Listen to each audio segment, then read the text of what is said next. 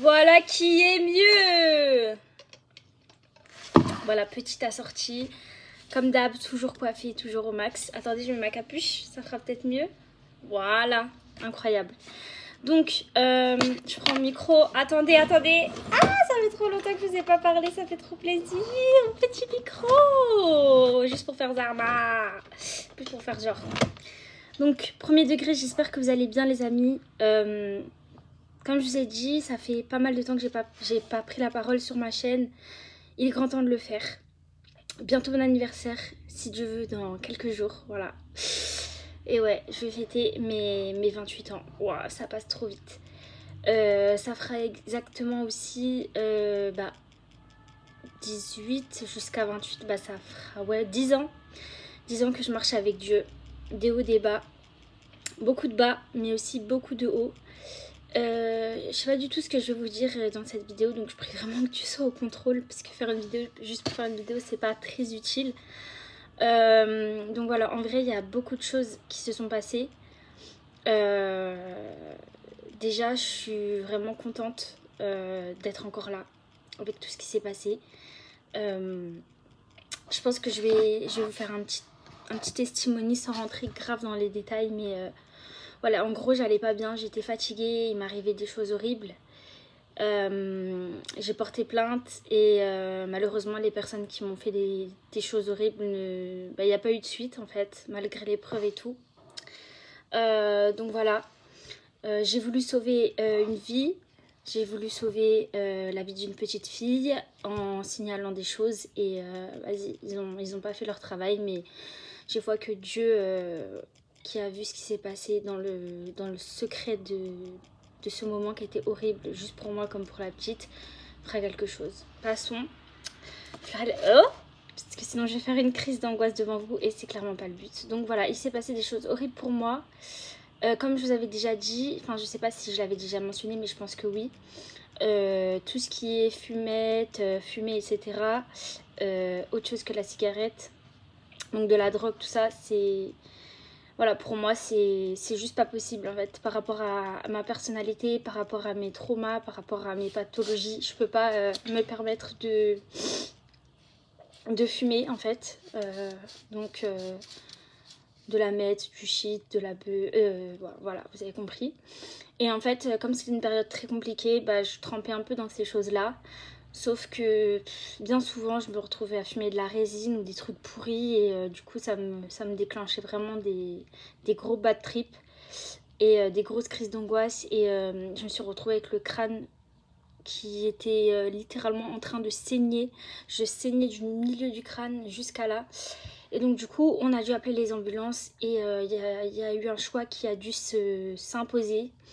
Donc il y a un choix qui s'est imposé face à moi. Soit je continue à rester chez moi et j'arrêtais toute seule et je faisais un tri dans mon entourage. Et voilà, je passais par cette étape de la dépression, parce que oui, je suis en dépression toute seule. Soit je me faisais aider, accompagner par des soignants, etc. Donc j'ai choisi la deuxième option.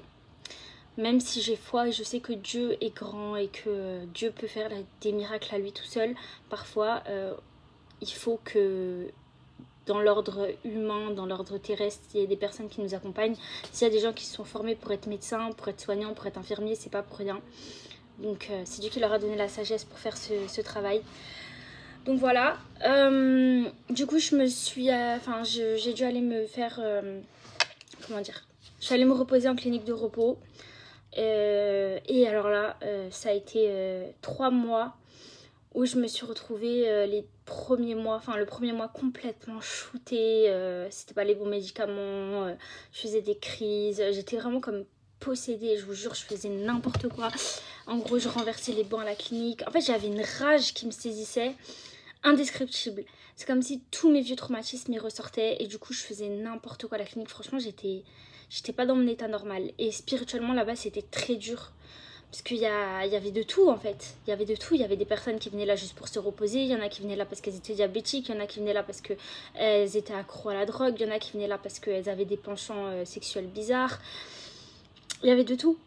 Il y avait de tout. Et physiquement, ça se voyait pas. On n'était pas dans un hôpital psychiatrique où les gens ils font peur. tu vois qu'ils ont un pet au casque sans être méchante, en fait, tu vois qu'ils sont, la vie, elle les a traumatisés. On était dans un hôpital de jour, du coup, tu dormais la nuit. C'est toi qui demandais à être interné là-bas. Mais tu pouvais sortir, tu pouvais avoir des visites. Clairement, les patients qui étaient avec toi, ils faisaient pas des trucs bizarres. Voilà, hormis moi qui retournais tout là-bas, entre guillemets, ça passait. Donc ouais, le premier mois, c'était très compliqué pour moi. Je suis arrivée super skinny à l'hôpital. Enfin, j'étais en mode poids plume et tout. Et franchement, à l'espace de 5-6 mois, j'ai pris au moins 30 kilos. Ouais. Ouais, j'ai pris au moins 30 kilos parce que les médicaments, parce que le stress, parce que la dépression, parce que plein de choses. Mais je regrette pas d'avoir fait ce choix d'aller en clinique pour me reposer. Ça m'a fait du bien.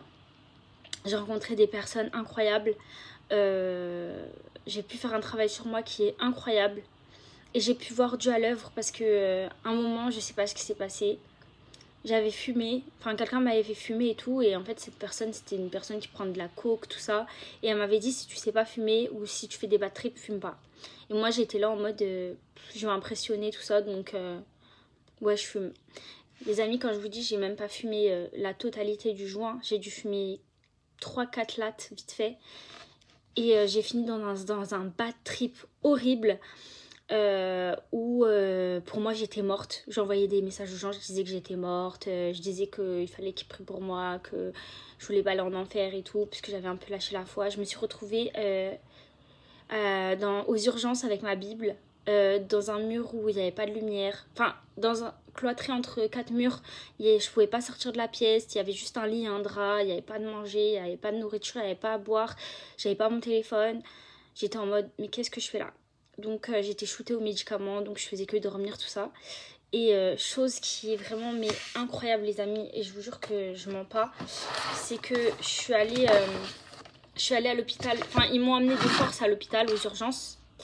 Et j'ai amené ma Bible avec moi. Ils m'ont dit tu veux prendre quoi? J'ai dit on prend ma Bible. Et en fait ce qu'il faut savoir c'est que il y a une dinguerie qui s'est faite. C'est que j'ai la Bible Femme à son écoute du coup. Et en fait j'ai vu des choses qui sont inexplicables. De base dans la Bible Femme à son écoute, il n'y a pas une introduction. Il n'y a pas une introduction. Et il n'y a pas l'éditrice en chef Caroline Nystrom qui a revisité les versets par rapport à mes problématiques. Et en fait, je sais pas si vous pourrez voir, mais là il y a des thématiques qui ont été ciblées où il y a écrit brûlant. Et en fait, c'est tous les endroits où ça a été écrit brûlant, c'est les aspects de ma vie qui n'allaient pas. Par exemple, comment puis-je encourager une amie qui est en train de divorcer? Brûlant. Comment dire la vérité avec amour à mon amie et conserver son amitié? Brûlant. Je suis moins amoureuse de mon mari et réciproquement, je suis tentée d'avoir une liaison? Brûlant. Comment puis-je empêcher les problèmes financiers de devenir des pierres d'échappement dans le mariage? Brûlant. Je voudrais tant avoir des enfants, Dieu réalisera-t-il mon rêve un jour? Brûlant. Je suis consternée par la rébellion de mon enfant, que dois-je lui dire? Brûlant. Comment savoir quelle est la meilleure solution possible pour mes parents âgés? Brûlant. J'ai été victime d'abus sexuels, comment surmonter ce traumatisme? Brûlant. Je suis plus attirée par les femmes que par les hommes, comment faire face à ces sentiments? Brûlant. Je suis enceinte et je ne sais pas quoi faire, dois-je subir un avortement, avoir le bébé et le garder ou le faire adopter? Comment me décider? Brûlant. Bref, il n'y avait pas ça dans ma Bible. Et quand je me suis réveillée à cet hôpital et que je me suis retrouvée dans cette chambre fermée, et ben j'ai vu que ma Bible avait été refaite, les gars. Je vous jure que je mens pas.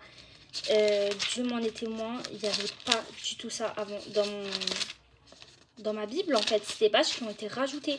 Et en fait, je me dis comment c'est possible que ces pages, elles ont pu être revisitées pendant que j'étais à l'hôpital entre quatre murs en train de prier parce que j'allais mourir en fait, je voulais mourir. Et donc gloire à Dieu. Du coup ça m'a vraiment choquée. C'est vraiment quelque chose qui m'a choquée. Je me suis dit mais en fait Dieu il est avec moi partout. Ce qu'il faut savoir c'est que quand ils m'ont amenée de force aux urgences, ils m'ont vraiment amené de force. C'est-à-dire qu'il y avait la police, il y avait les urgences. Et en fait, moi, je pensais que c'était des... je pensais que c'était des démons et tout. Du coup, je commençais à leur prêcher l'évangile. Je commençais à prophétiser. Je commençais à prier en langue et tout. Je commençais à leur parler de Jésus, tout ça. Et je disais, vous n'êtes pas des vrais policiers de toute façon. Ici, c'est une maison close. Bref, des grosses dingueries. Et je me rappelle, parce qu'en fait, ils ont dû me faire une piqûre. Ils ont dû me faire une piqûre pour m'endormir et me calmer tellement j'étais folle, en fait. Avant la piqûre, je me suis mise à faire une prière et tout. Et après, je me suis réveillée, je vous dis, dans cette salle avec une nouvelle Bible. Enfin, c'était la même Bible, mais parce qu'il y avait des trucs que j'avais soulignés qui étaient encore là, mais il y avait des pages qui avaient été encore... Regardez, remerciements de l'auteur. Certaines des rubriques incluses dans cette Bible ont été élaborées en collaboration avec le magazine Today's Christian Woman sous la direction de Ramona Kramer-Tucker et de Caroline Nystrom. L'éditeur rend hommage au talent, à l'énergie et à l'enthousiasme qu'elles ont déployés en collaboration avec d'autres auteurs pour que cette Bible voie le jour. Nous avons souhaité, pour la publication de cette Bible, fournir un outil pratique à la femme du XXIe siècle. Nous prions pour que cette Bible bénisse, édifie et soutienne la vie de toutes les femmes qui passeront du temps à la lire et à la méditer. Ministère multilingue international. La publication de cette Bible a été possible grâce à la contribution généreuse de Monsieur Willy Neumann de Hartmann Électrotechnique GmbH. Nous tenons à le remercier. Bref. Des dingueries, les gars. Des dingueries. Donc j'ai essayé de me rapprocher de cette éditrice, j'ai essayé de comprendre comment c'était possible. Et plus j'essayais de comprendre, moins j'avais de compréhension. Donc je me suis juste dit, gloire à Dieu. Voilà, une Bible qui a été faite sur mesure pour moi. Super. Maintenant, je suis revenue du coup à la clinique après ce passage en hôpital, aux urgences. Et du coup là, les médecins, tout ça, ils m'ont dit, tu peux plus du tout consommer. Si tu consommes, tu vas encore vriller, tu risques de te faire du mal, tout ça, bref. Et de faire du mal aux gens. Donc j'ai arrêté de fumer. J'ai commencé à prendre au sérieux les ateliers qu'il y avait. J'ai commencé à faire plus d'ateliers pour aller mieux, etc. J'allais à l'église et tout, alors que vraiment, j'allais vraiment pas bien. Il y a eu, vous savez, dans le troupeau, il y a toujours un loup qui se déguise en brebis. Bah, ce fut le cas. Il y avait un homme qui prétendait être un enfant de Dieu, qui jouait de la guitare et qui avait un certain âge et qui louait Dieu publiquement, etc. Et en fait, après, par derrière, quand on lui demandait pourquoi il était à la clinique, etc., il disait qu'il voulait faire des rencontres. Et en gros, il séduisait les jeunes femmes et il voulait faire des trucs avec elles. Et en parlant de Dieu, enfin bref, il mélangeait Dieu et l'impudicité. C'était vraiment horrible. Il a fait des abus aussi, enfin bref. Donc pareil, j'avais pété un plomb devant tout le monde. Je m'étais énervée contre lui, j'avais pris autorité. Je lui avais dit que c'était vraiment un loup en fait, déguisé au milieu des brebis et tout. Et j'avais prophétisé qu'il partirait, vu que Dieu montrerait à tout le monde que c'est pas quelqu'un de bien. Et il est parti. Il est parti, mais jusqu'à la fin, il m'a travaillé. Je me rappelle, on était en atelier de musicothérapie. Donc chacun met sa musique et puis explique pourquoi il a mis cette musique ou à quoi ça lui a fait penser.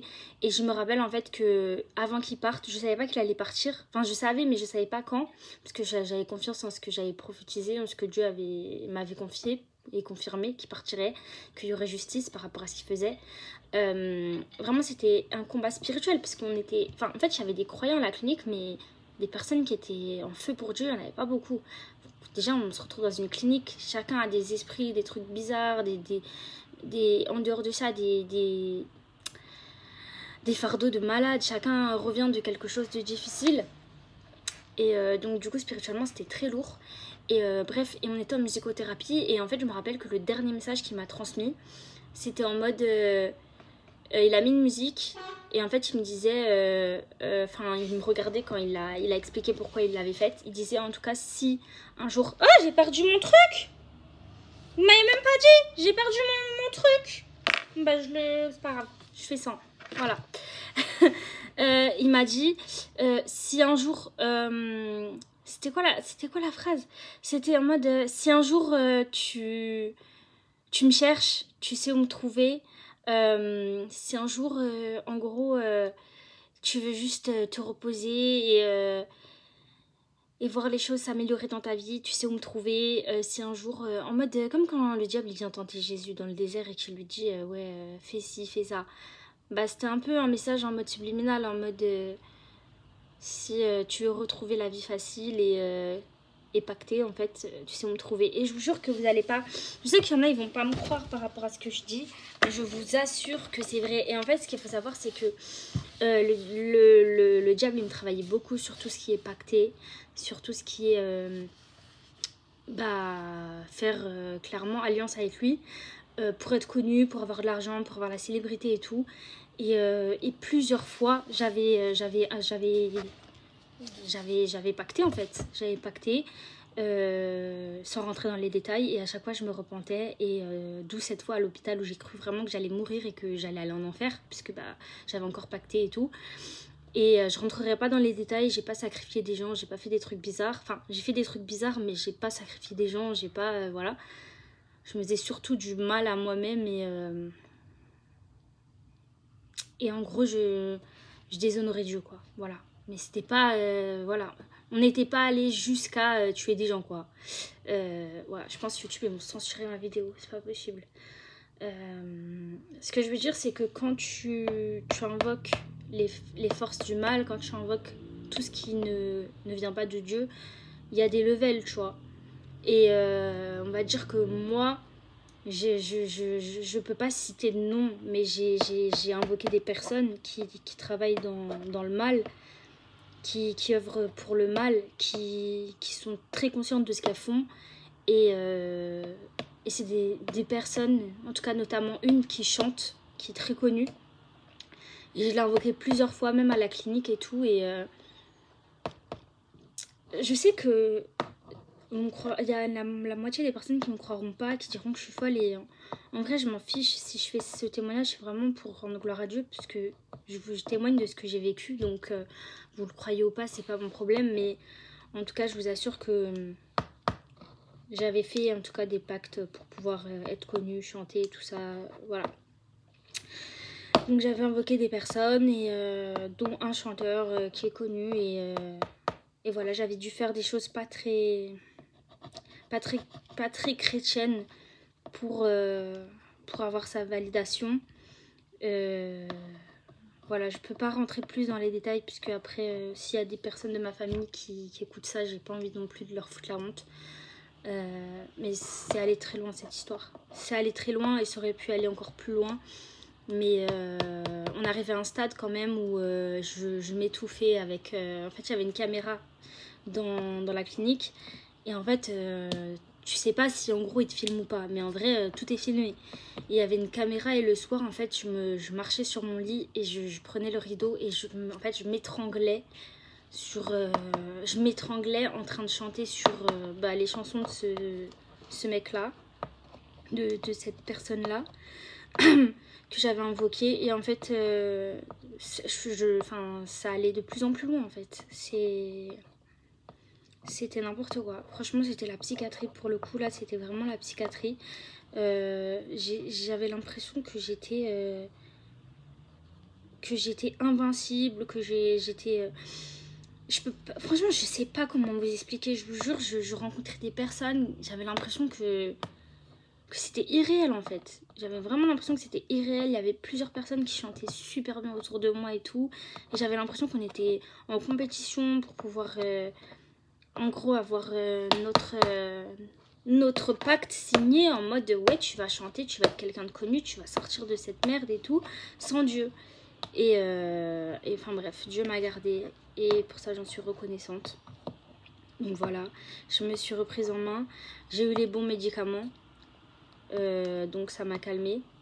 Après, comme je vous ai dit, j'ai fait des belles rencontres. J'ai fait aussi des choses, des expériences, des choses comme ça. Et je peux pas dire que je regrette, puisque je regrette pas, ce serait mentir. Mais je regrette juste pas de... Je regrette juste pas...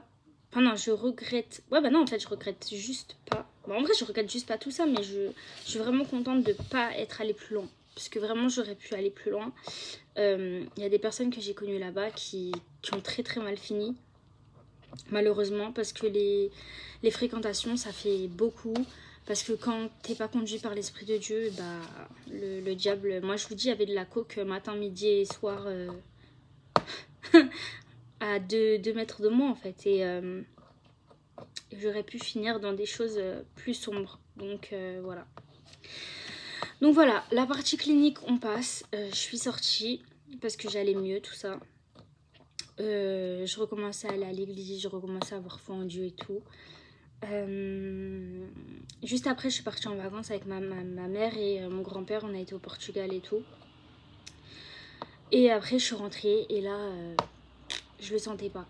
Je le sentais pas. Je me voyais pas reprendre un train de vie normal, reprendre un travail tout de suite, rentrer dans la vie de tous les jours tout de suite. J'étais en incapacité de le faire parce que je sentais qu'au niveau du suivi des thérapeutes, des infirmiers, des personnes avec qui je faisais des ateliers pour aller mieux et tout, c'était pas encore terminé en fait.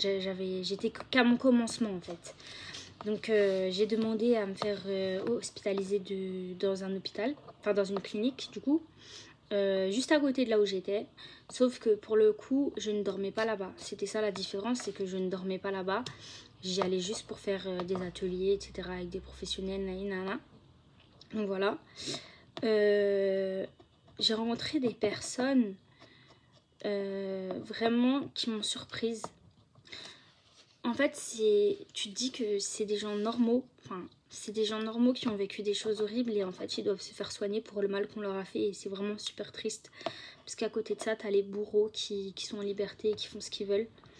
Mais ce qui est beau, c'est qu'on est une team, on est tous ensemble et on essaye tous de s'en sortir. Et ça, je trouve ça super beau. Après, bien évidemment, bah, toujours des attaques. Je ne compterai plus le nombre de fois où on s'est moqué ouvertement de Jésus, on s'est moqué ouvertement de Dieu, Bref, voilà, c'est comme ça. Je compterai plus le nombre de fois où spirituellement j'ai voulu abandonner, ou même aller à l'église, c'était un combat en fait. Jusqu'à ce que Dieu réalise une de mes prières qui avait pris plus de 10 ans. Mon frère qui vient à l'église. Donc mon frère qui vient à l'église après toutes ces années, franchement miracle. Il est venu plusieurs fois et ça m'a grave touchée. Il a été touché par Dieu. Il avait déjà rencontré Dieu quand il avait 11 ans. Il avait reçu son parler en langue et tout, ouais. Et en fait, il avait lâché Dieu et là, il est revenu à l'église. Il était touché, il a repris son parler en langue. Après, voilà, là, c'est pas encore fixé. Donc, j'ai foi que Dieu le garde et que Dieu puisse, comme les bonnes semences, faire fleurir ce qu'il a reçu en plus et qu'il puisse s'appuyer sur ce qu'il a reçu pour continuer sa relation avec Dieu et pas abandonner ou dévier complètement dans une autre croyance ou voilà, vers ce que les fréquentations lui proposent ou vers ce que l'argent sale malheureusement peut l'attirer. Voilà, on va pas se mentir, on est dans des temps compliqués et l'argent sale, l'argent facile, bah, ça donne plus envie que d'attendre un miracle qui peut durer 50 ans ou de travailler pour un SMIC.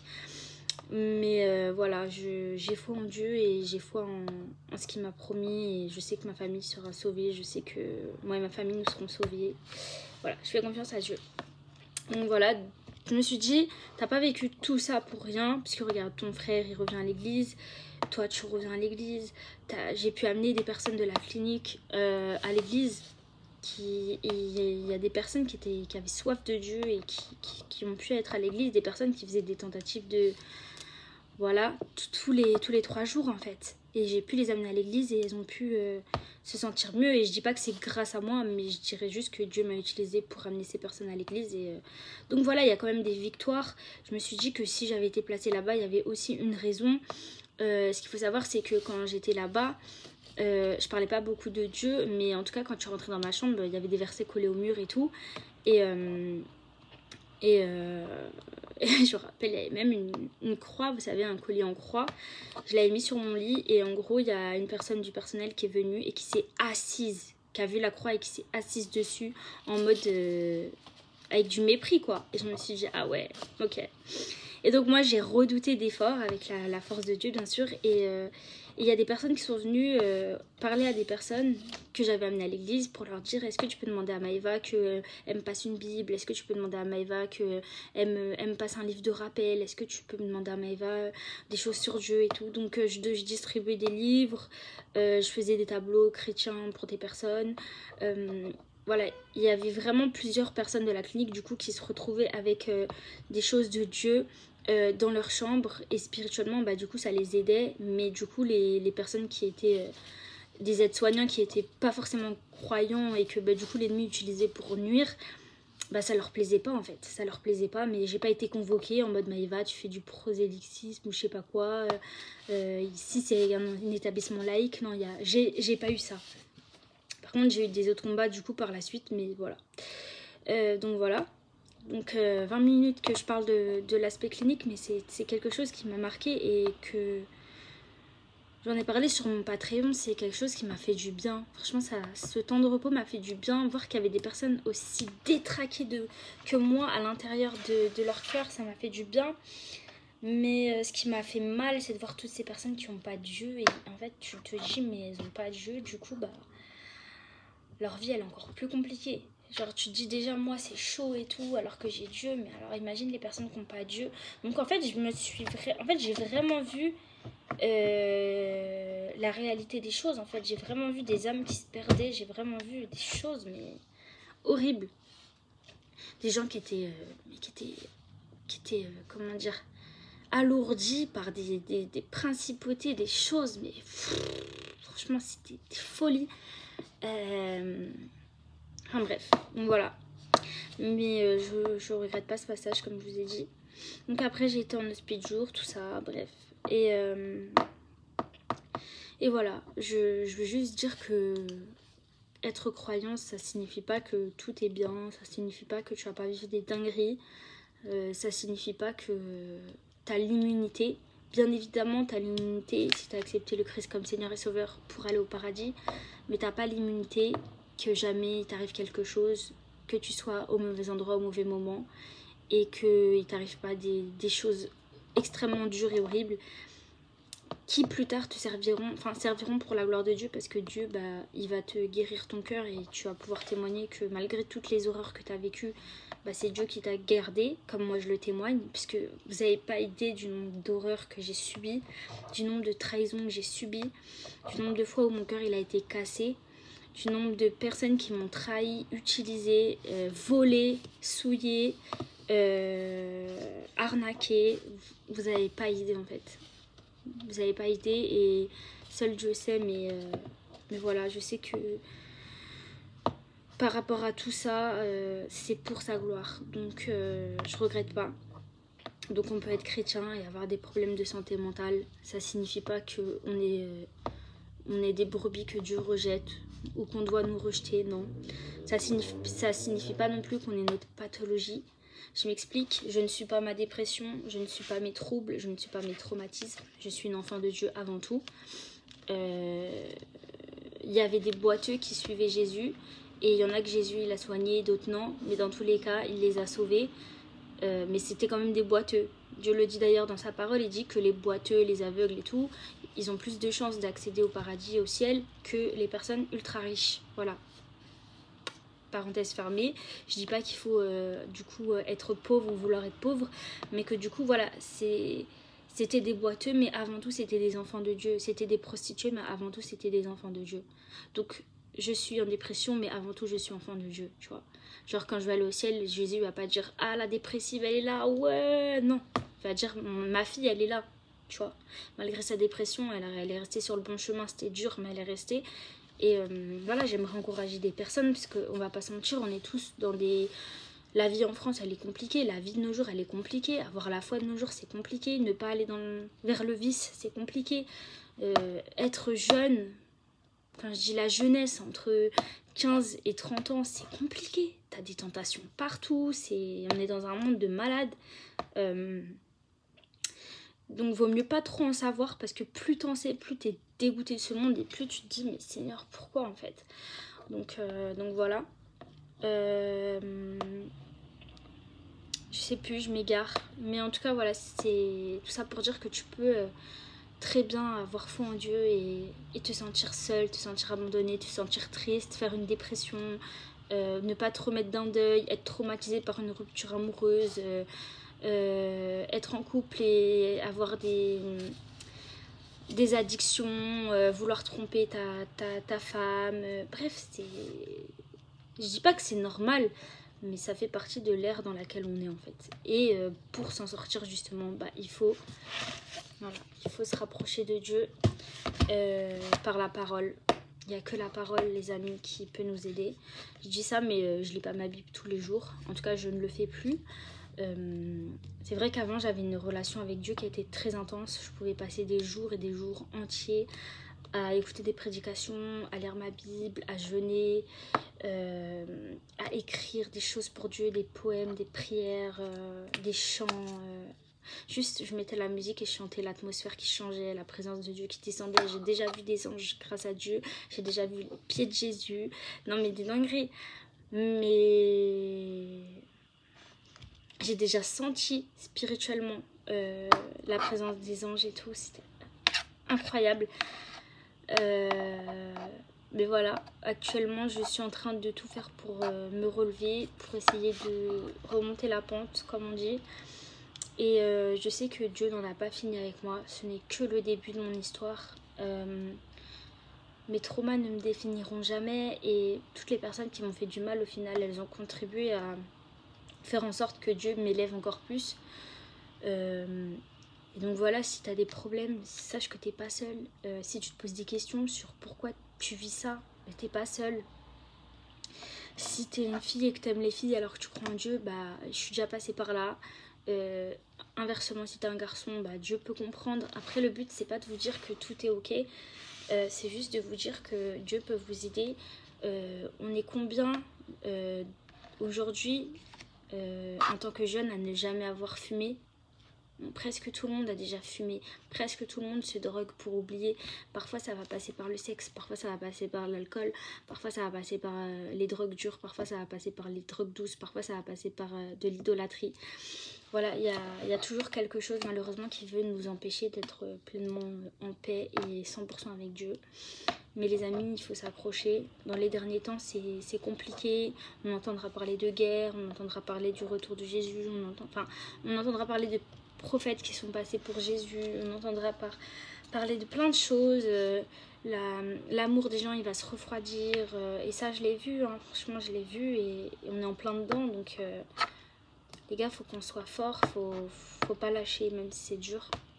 Et sachez que tous ces moments où j'ai vécu des choses horribles, Dieu a toujours été là. Tous ces moments où financièrement je ne pouvais pas payer mon loyer, Dieu me disait occupe-toi de mon royaume. Je m'occupais de son royaume. 2 jours après, j'avais un virement bam qui sort de nulle part. Je peux payer mon loyer. Pareil, j'avais plus rien à manger. Bah bim, ma mère elle venait, elle me proposait de me faire des courses comme ça soudainement. Plein de choses en fait, plein de choses. Après, voilà, il y a des choses qui sont plus inconvénientes, comme par exemple, pour ma part, ma prise de poids par rapport aux médicaments, c'est quelque chose qui me travaille beaucoup. Mais je ne suis pas mon poids. Et j'aimerais vous le dire à vous, mesdames, qui me regardez, vous, mes sœurs, vous êtes plus que votre poids. Vous n'êtes pas obligés d'être comme la société veut que vous soyez. Vous êtes façonné à l'image de Dieu et pas à l'image du monde. Donc c'est pas parce que la société a dit que si tu fais du 34 et du 36 t'es validé, mais si tu fais du 42 ou plus, si t'es une curvie, t'es délette. Non, ta valeur elle est pas dans ton poids.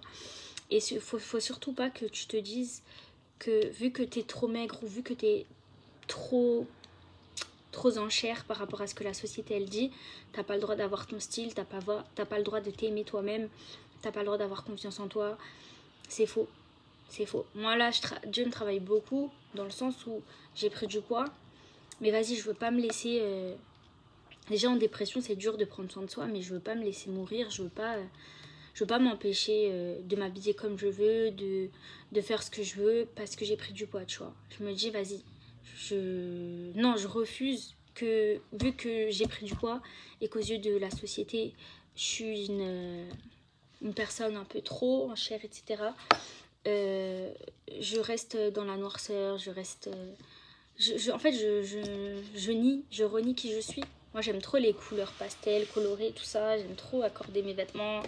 Petite croix. J'aime bien être libre, en fait, vestimentairement. Et c'est pas parce que j'ai pris du poids que je vais m'interdire d'avoir du style, en fait. Donc, voilà, c'est un temps, c'est comme ça. Notre corps, c'est le temple du Saint-Esprit. Donc, bah, faut pas non plus qu'on fasse une fixette sur notre corps. Ça, c'est plus pour nous les femmes, c'est compliqué puisque on sait très bien que les hommes peuvent avoir des paroles très blessantes et généralement quand on n'est pas très proche de Dieu, bah, notre corps on s'en sert pour attirer et donc on peut vite laisser les commentaires des gens nous déstabiliser, etc. Et je vous encourage vraiment à demander à Dieu de vous montrer qui vous êtes en fait. Et ça m'a fait du bien récemment parce que j'ai mis un petit truc sur mon snap et en gros je disais que vas-y, même si j'avais pris plus tant de kilos, je continue à être fière de moi et la personne elle m'a dit ouais, reste dans ta grandeur, tu vois. Et en fait c'est clairement ça que j'aimerais vous dire, c'est restez dans votre grandeur. En Christ vous êtes grand.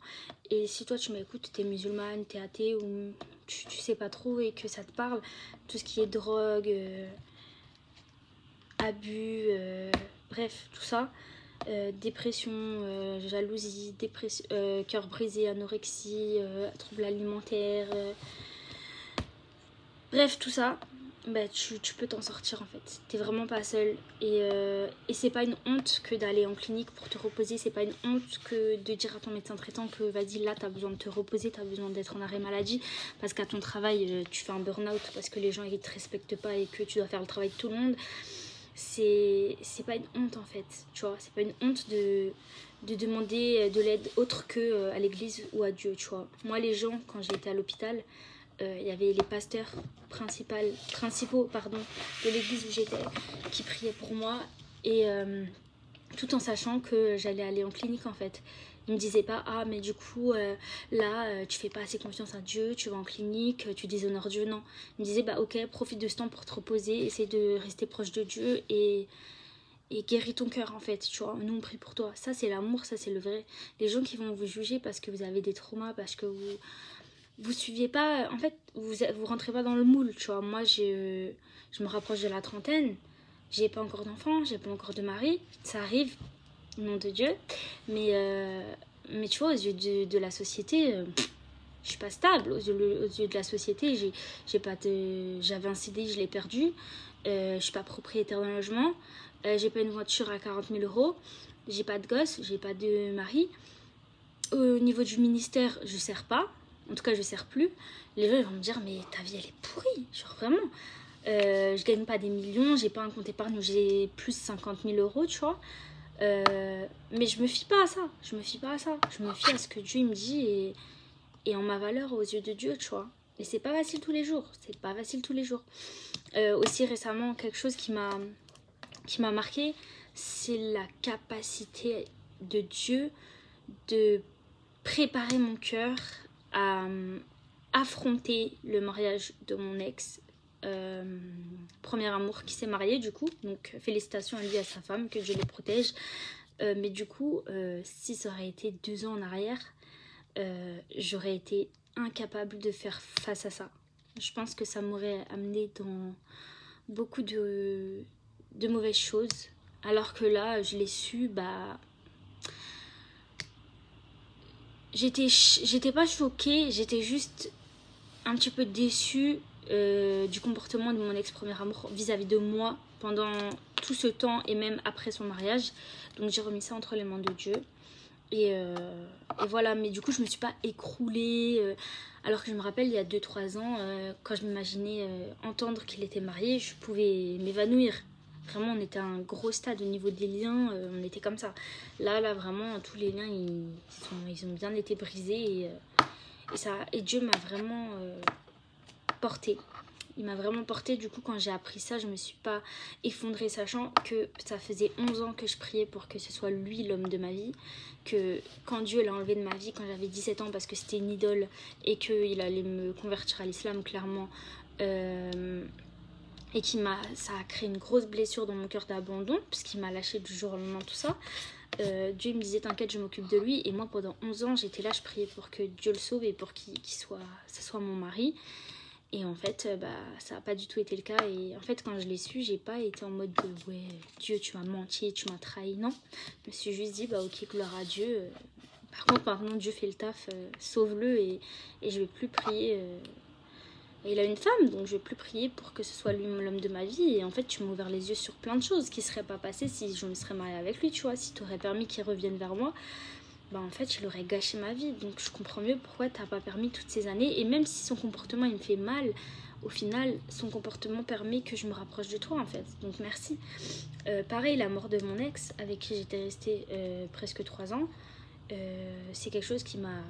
Vraiment, au début, j'étais dans le déni, je me disais non, tranquille, mais ça m'a vraiment choquée en fait. Je me rends compte que si j'aurais été encore avec lui et que je l'aurais pas quitté comme Dieu m'avait dit il y a 1 an et demi, même voire 2 ans presque, je me serais retrouvée sur la moto avec lui, il aurait fait sa roue et on serait morts tous les deux, sachant que plusieurs fois quand on était en moto tous les deux ou en voiture, on a failli mourir. Je ne compte pas les nombres de fois où on a failli mourir quand on était en voiture. Il y avait vraiment un esprit de mort sur sa vie, et en fait j'avais vraiment senti que spirituellement c'était très compliqué, et que si je me séparais pas de lui, j'allais y passer. Et voilà, paix à son âme, il est décédé. Je me suis rendue à son enterrement avec la force de Dieu. J'ai confronté sa famille avec la force de Dieu. J'ai donné de l'amour à des personnes qui me méprisaient avec la force de Dieu. Et Dieu a disposé le cœur de certains membres de sa famille à m'accueillir et à vraiment accepter mes condoléances. Et voilà en fait, parce que j'avais à cœur de le faire, c'est tout, point. Bon bref, donc c'est assez délicat, hein. Moi je me trimballe, j'arrive comme ça dans une famille qui est musulmane et tout, dans un lieu où il y a tous ses amis et tout, et la moitié ne me connaissent pas. Il y a un côté de la famille qui est contre la relation, qui l'a toujours été, qui me voit débarquer, là où il n'y a que les proches intimes dans un cercle restreint. Et moi en fait c'est Dieu qui m'a clairement ouvert le passage, sinon je n'aurais jamais pu, mais jamais en fait. Et ça prouve que, parce que les personnes qui fréquentaient mon ex savaient qu'on n'avait pas la même foi et qu'il y avait parfois des tensions. Ça prouve que Dieu avait disposé mon cœur vraiment à le laisser partir dans la paix et à vraiment déposer le pardon en fait, à lui accorder ça en fait pour son départ, que je le pardonne et que sa famille en soit témoin. Tu vois, j'ai pu serrer sa sœur dans mes bras, en tout cas une de ses sœurs,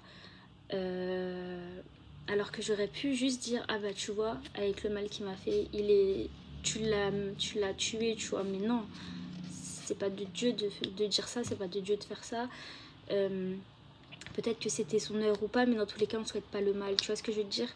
J'ai vraiment eu le pardon qui a été libéré dans mon cœur, qui m'a donné la force d'aller me recueillir auprès des siens et de partager en fait toutes mes condoléances. Et ça c'est un truc de ouf. Donc même je me rappelle qu'il y avait des meilleurs amis, un des meilleurs amis à mon ex qui était là le jour de l'enterrement, et en fait il était tellement choqué que je sois dans ce cercle restreint et intime de la famille très proche. Et quand je l'ai vu en fait je lui ai dit quoi, je lui ai dit ouais je suis désolée, je l'ai regardé dans les yeux, je lui ai dit je suis désolée, en mode toutes mes condoléances. Et lui il était tellement choqué de me voir là, parce que lui il avait connaissance du fait que je me disputais souvent avec mon ex, que voilà, c'était son meilleur ami, donc il savait tout en fait, et il savait très bien que j'étais chrétienne, etc. Et ça l'a pas mal désarmé. Ça se voit qu'il a été perturbé de me voir là-bas, tu vois. Et dans ça, je me suis dit, gloire à Dieu, grand témoignage, tu vois. Parce que lui, il doit se dire, avec tout ce qu'elle a vécu, avec tout ce qu'elle a enduré, elle est venue aux funérailles de son ex, en fait. Et elle est venue sincèrement, tu vois. Elle n'est pas venue pour faire du mal, pour dire, ah, voilà, il a payé ce qu'il m'a fait. Non, elle est venue libérer le pardon et serrer les membres de sa famille dans les bras en fait. C'est un dinguerie. En tout cas, j'espère que ça agit dans sa vie et que, en guise de témoignage, si c'est pas le cas, je prie pour lui. Donc voilà, il y a eu plein de choses comme ça, qu'il y a eu la perte de ma mamie, la perte de mon oncle, la perte de mon ex, le mariage de mon premier amour, il y a eu plein de choses. Il y a eu les hospitalisations, il y a eu la prise de poids, il y a eu la dépression, il s'est passé tellement de choses les amis. Mais dans tout ça, Dieu a toujours été fidèle, donc voilà, j'espère que cette vidéo vous aura un petit peu aidé. Je vous ai partagé des choses très personnelles. Je ne pense pas que je mettrai un lien de cette vidéo sur mon compte rappel, parce que j'ai pas forcément envie de faire les choses comme ça.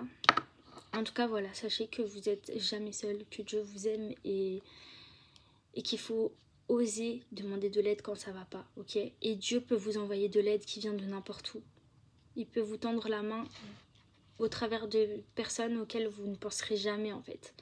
Il peut venir mettre un baume sur votre cœur de la manière dont vous y penserez jamais en fait, tu vois. Il peut te sortir de situations auxquelles tu penses que c'est mort, que tu vas jamais t'en sortir. Il peut te pardonner de choses que tu as faites où tu te dis mais jamais Dieu va me pardonner en fait. Et si il te pardonne parce qu'il t'aime, tu vois. Et c'est ça la force de croire en Jésus, c'est que c'est pas juste aller à l'église, c'est pas juste se dire que nos péchés sont pardonnés, c'est se dire que tu as une place au paradis, mais avant tout tu as une place dans le cœur de Dieu. Ça veut dire que Dieu il t'aime pas par rapport à tes actions, pas par rapport au fait que tu fasses plus de bien que de mal, il t'aime tout simplement parce qu'il te reconnaît comme son enfant. Ça veut dire que quand tu fais toutes tes bêtises, toi tu te vois toute sale, tu te vois en saleté, tu te vois en souillure. Genre si on te dit représente-toi, tu vas peindre un truc tout noir, tout dégueu sur la feuille. Bah, Dieu il va le prendre, il va mettre des paillettes et il va dire ça c'est mon enfant en fait. C'est un truc de ouf. Toutes les fois où Satan il est venu m'accuser auprès de Dieu et où Dieu en fait j'ai juste eu à m'humilier et à demander pardon à Dieu, à demander à Dieu d'intervenir et à lui dire que j'avais besoin de lui. Et il est venu, il m'a tendu la main en fait. Dans des moments où je vous dis, humainement, c'est de la folie. Franchement, je vous jure que cette Bible, c'est de la folie. J'ai encore du mal hein, avec ça parce que Dieu, il sait comment mon cœur,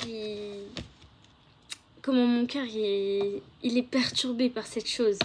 Je vous jure, quel témoignage à la clinique. Quel témoignage de folie, mais quel témoignage de la grandeur de Dieu.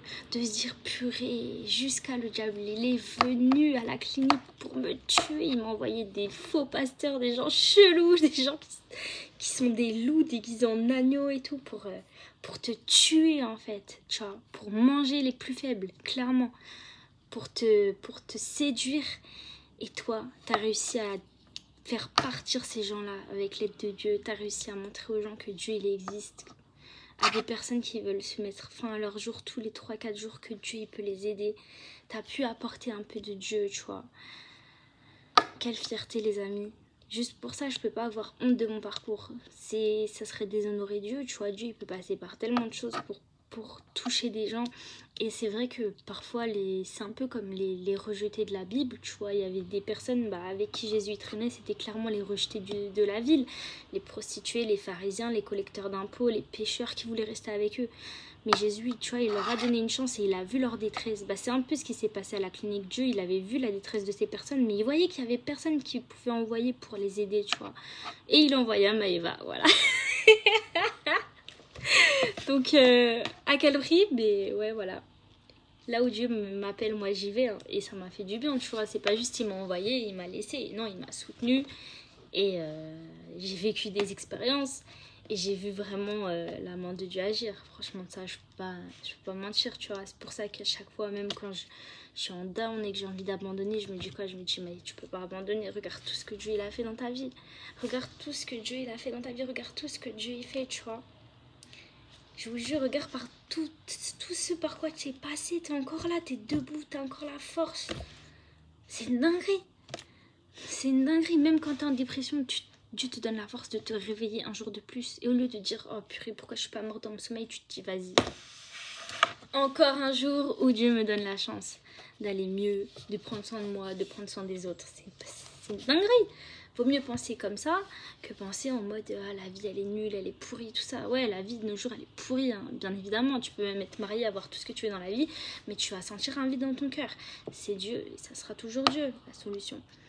Donc voilà les amis, j'aimerais juste terminer par une petite prière puisque là on arrive presque à 1 heure de vidéo. Donc voilà, j'aimerais prier pour que s'il y a des personnes qui ont été touchées par mon témoignage, que Seigneur tu puisses les toucher, que tu puisses leur montrer que tu les aimes, que tu puisses attirer leur cœur vers toi, que tu puisses leur pardonner leurs fautes Seigneur, que tu puisses enlever la honte de leur cœur par rapport à des bêtises qu'elles ont pu faire, que tu puisses leur enlever cette idée qu'ils sont trop sales pour revenir à toi, qu'ils sont pas dignes d'être tes enfants Seigneur. Viens aussi leur montrer que ton amour n'est pas calculé, que tu n'aimes pas tes enfants juste parce qu'ils font ce que tu veux qu'ils fassent ou qu'ils sont dans l'action. Tu les aimes même quand ils font rien, même quand ils sont dans le mal. Voilà, Saint-Esprit vient vraiment consoler les cœurs. Pour ceux qui ne te connaissent pas, viens te révéler à eux. S'il y a des personnes qui sont d'une autre confession qui écoutent cette vidéo, viens les toucher. S'il y a des personnes qui sont comme moi passées par la dépression, par des pensées noires, par des choses compliquées, viens mettre un baume sur leur cœur et leur montrer leur valeur Seigneur. Et viens guérir tous les cœurs qui ont été brisés, qui ont été piétinés par ta parole. Au nom de Jésus, amen. Voilà les amis, bah écoutez, c'est finito. Là je suis en train de chercher encore le truc de... Je sais pas où il est parti, le bout de ma... Bref. Voilà les amis, j'espère que ça vous aura touché. Très très personnel, mais très très réel. Ça faisait un moment que tu me mettais à cœur de partager un petit peu mon témoignage par rapport à ce que j'ai vécu. J'étais là en mode, non, tu vas salir mon image. Les gens ils vont savoir que j'étais en clinique. Ils vont dire quoi? Non, je veux pas. Imagine mon futur mari tombe sur ça. Et Dieu m'a dit, tu le fais. Donc je le fais, et je fais confiance à Dieu. Et par rapport à mon futur mariage, mon futur mari, tout ça, c'est plié, calé, emballé, pesé, emballé, c'est fait. Je sais que c'est là que ça arrive, que c'est protégé. In the name of Jesus, ok? Donc ce n'est qu'une question de temps les amis. Et je sais que mon mariage sera beau, que mon mariage sera centré sur la parole de Dieu. Et que quand je verrai le résultat de mon mariage, je me dirai, ah, je comprends pourquoi ça a mis plus de temps que prévu et pourquoi ça ne s'est pas passé comme je l'aurais voulu, avec la personne avec qui je l'aurais voulu. Et voilà, que du love en tout cas. Et voilà, je vous dis à bientôt. Et n'oubliez pas de penser à moi le 19 novembre, lors de mes 28 ans si Dieu veut. Une petite prière pour Maëva, que Dieu la garde et que Dieu protège sa famille. Bye bye.